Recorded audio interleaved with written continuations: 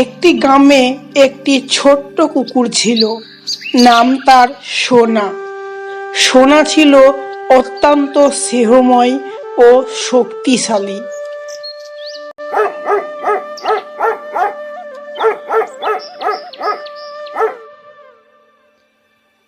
একদিন সোনা তার মার সাথে পার্কে খেলতে গিয়েছিল। খেলার সময় সে দেখে একটি হরিণের বাচ্চা জঙ্গলের দিকে চলে যাচ্ছে।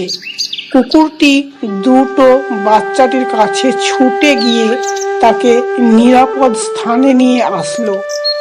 বাচ্চাটির মা তার সোনাকে দেখে খুব খুশি হলেন এবং তাকে অনেক ভালোবাসা দিলেন।